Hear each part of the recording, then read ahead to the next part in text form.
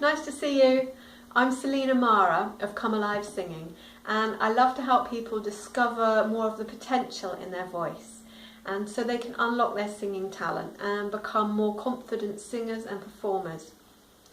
So today I'm going to talk to you about resonance, which is one of the most fun and exciting ingredients in the singing voice, but because it gives you so much more choice about the qualities that you bring out as you sing. And there's a kind of spectrum of resonance qualities, and there's distinct zones on that spectrum that give you distinct sounds, and I'm going to demonstrate those in a moment. So resonance happens inside the vocal tract, which is all the spaces inside here. And another word for it is timbre, you may have heard of that one, or the colours of the voice.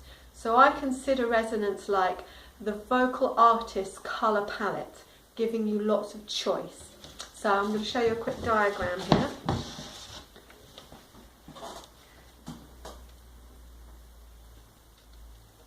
Your colour palette, it gives you lots of choice of how to paint your singing. Now the thing is that the majority of singers are just using are a bit stuck in one area of resonance. They think that's how their voice is. But actually there's so much more available to them if they just know how to find it. Or some people just have quite patchy resonance where it'll sound really shining and ringing at times, and other times it just fades away into something a bit duller. So I'm going to show you the different zones of resonance. Now the first one is nasal, so this is where it's all happening in the nose. So it goes like this.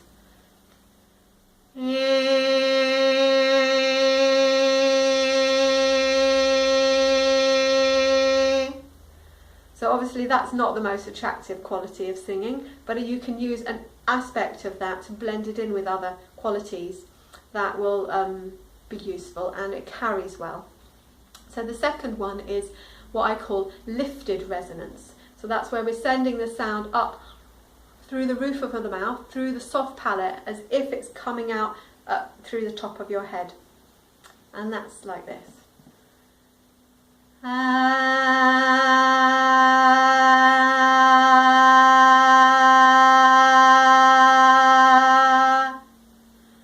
So you hear that's got quite a lot of carrying power, but it's a bit more open.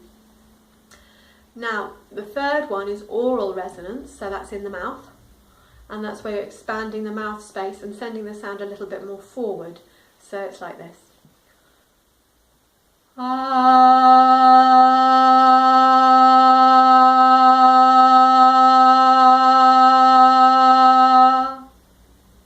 And you can hear that's a bit rounder and warmer.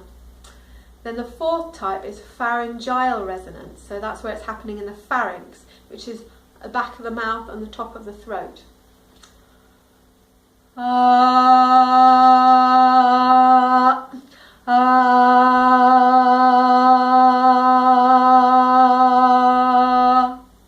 So you can hear how that's kind of a larger, darker sound.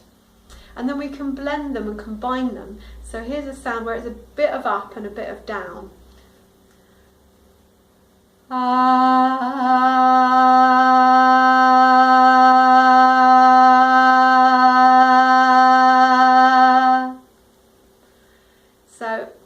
I really love playing with resonance, and you can get so much more variety. So you could use different types of resonance in different songs, or you could play them and vary them within a song to get more expressiveness, to vary how you communicate the song.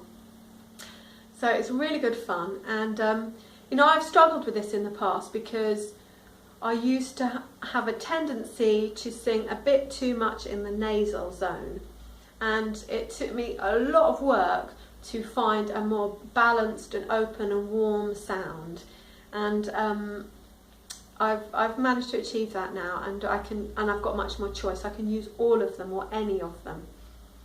So I hope you've enjoyed this chat and you've discovered that you can find very different qualities in your voice. And I'd love to see you for a free consultation. You'd be really welcome to come and see me, and we'll find out what your default tendency is and help you move into these other zones so you've got more potential at your fingertips. So check out my website, comealivesinging.com, and it would be great to connect with you. So until next time, cheerio.